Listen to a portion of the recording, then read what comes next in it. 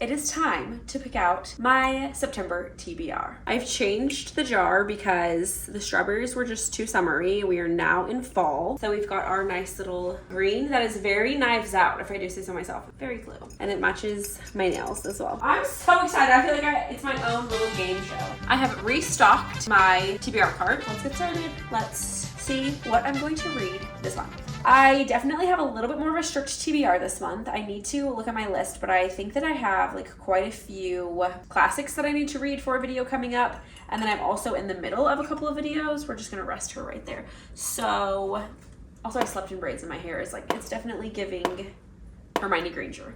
I checked this out weeks ago for a bit of light reading. This is light. Tolkien, I'm just like determined to finish. I'm so close. I have like maybe 50 pages left. I'm reading this for a different video that will be out this month. So I'm gonna finish that pretty quickly. Can I say that? This is a pretty interesting book. It is nonfiction. It is under like theology, spirituality. It's heavy, but so far it's pretty good. I'm only like 50 pages in. Whew. Death at Morning House. I have to finish it this month because it is a beginning of summer, end of fall, beginning of summer read. I'm like 45 pages in. So we'll start out with those, the ones that I'm like in the middle of. Jesus Creed, I'm also reading, but I'm like considering soft DNFing this. But I have some fun new books. The Giver I want to do as a reread because I read this in high school. Once Upon a Broken Heart, and then The Ballad of Never After. They were compared to Twilight, and I'm like here for that. I haven't read like a really good fantasy romance since probably the Crave series, and that has been like over a year. Oh, George Orwell's 1984, Romeo and Juliet, I Want You More. Anyways, Fahrenheit 451. So many exciting reads. So we'll see what we pick up. So I've got 4 right here. I'll probably do 5. I'll draw 5 more. Let the games begin. Oh, this is literally Hunger Games right here. The last book in alphabetical order. What? Z, Y, X. Oh my gosh, this is gonna be A, B, C, D, E, F, G, H, I, J, K, V, Q, R, S, T, U, V, W. W comes right after V. So never mind, not The Vanishing Half. The Wishing Game beats that. Okay, I think we found the winner. And we're also gonna see this is a game within a game if they match the card and the book cover, because the last TBR jar, they literally all matched and it was a bit creepy. And this one does, blue and blue. So we are doing The Wishing Game by Meg Schaefer for the last book in alphabetical order, because it starts with W and I don't have any X, Y, or Z. That's so freaking fun and fun too. I know. It says years ago, a reclusive, mega best-selling author quit writing under mysterious circumstances. Suddenly, he resurfaces with a brand new book and a one-of-a-kind competition, offering a prize that will change the winner's life. Make a wish. Okay, add that to the stack. Round 2. Dude, you're giving me such freaking 80s vibes and I love it.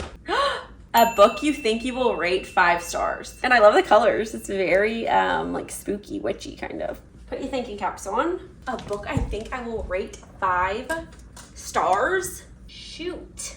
Wait, where are all the books from that we took on the trip? Why'd you put Seven Husbands back on? Because I soft DNF'd it. Okay, is it not here? Okay, why do we have 2 The Bell Jar times 2? Yeah, this is what happens. I didn't know Audrey already had it, so I ordered it. We have 2 bell jars. We have like 5 copies of Little Women, of The Outsiders, of so many things. So 5 stars. I think I want to do either Broadchurch, because I loved the show. If a show ever got 5 stars for me, it would be Broadchurch. There's something about like a British TV that just does it for me. So, do you mind not calling me Miller? Why? No, I don't really like the surname thing. I prefer Ellie. Ellie. Ellie. No. I loved Broadchurch. I loved Bad Sisters. I think that just got renewed for a 2nd season. That one's Irish, I think. Okay, I think either this one or A Little Life Broadchurch just makes me think it because, yeah, the show I just love. This one seems deeply emotional and just like right up my alley with books that just like sit with you, make you feel things. And that's what, like, the emotional experience for me is like what makes a 5-star. I think I have to go with A Little Life, and I kind of don't want to because it's so big. There's no way. Like, is that realistic for me this month? I'm not sure. Like, look at this stack. What all do I have to do this month? Do I have a lot of reading time this month? I feel like no, because of all of the books that we have to read for specific videos. But Broadchurch is That's freaking hefty too. big too. And you don't think you're gonna rate anything else on that whole thing a 5-star? Oh, I didn't look at nonfiction. I could definitely probably. The Nicene Creed, just straight up. 5 stars before you even open it. Literally.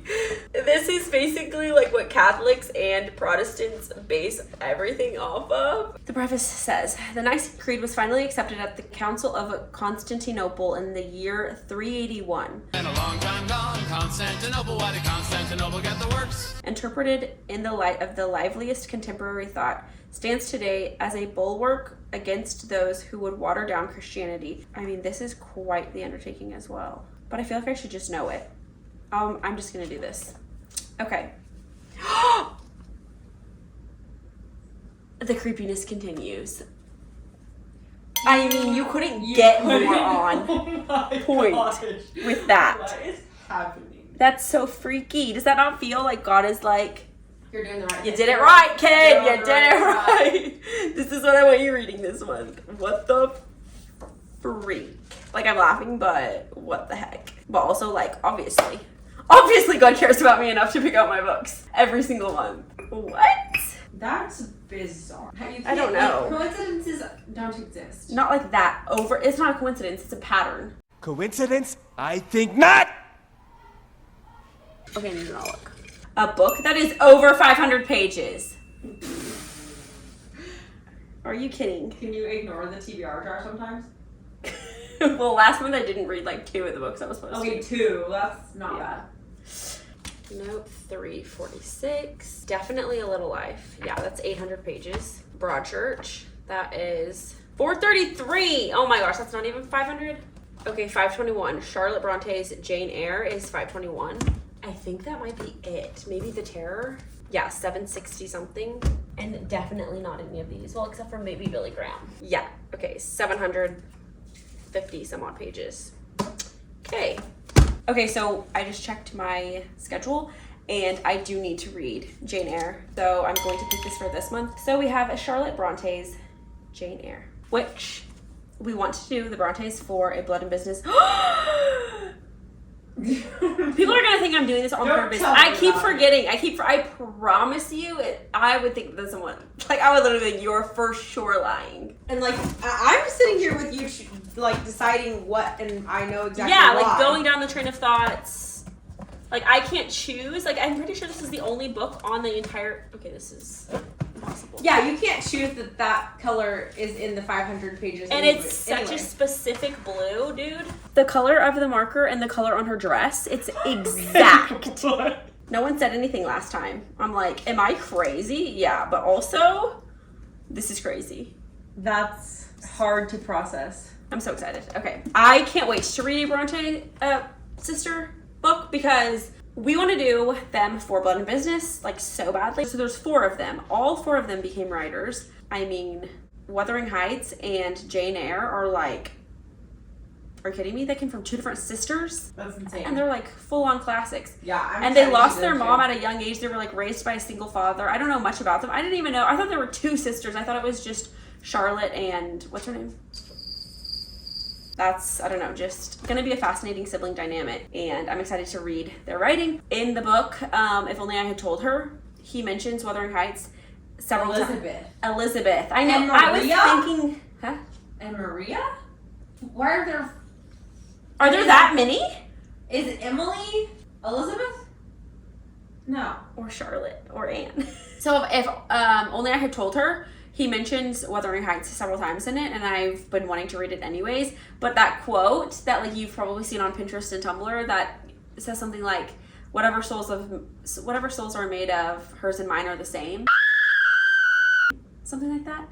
That's from Wuthering Heights, and I'm like, ooh, I'm gonna eat that up. Like, that's the romance I'm looking for. But yes, Elizabeth Bronte was the second eldest child, a member of the literary Bronte family. Elizabeth was the younger sister of Maria, as well as the older sister of Charlotte, Emily, and Anne, and the poet and artist Branwell. So Maria, Elizabeth, Charlotte, Emily, Anne, Branwell was the only boy. That's interesting. That maybe that's gonna be like a Disney, where like the oldest two were like MIA. you don't speak about them. Yeah, How many are there? because Roy and Walt Disney were the middle children, and there was like a huge age gap.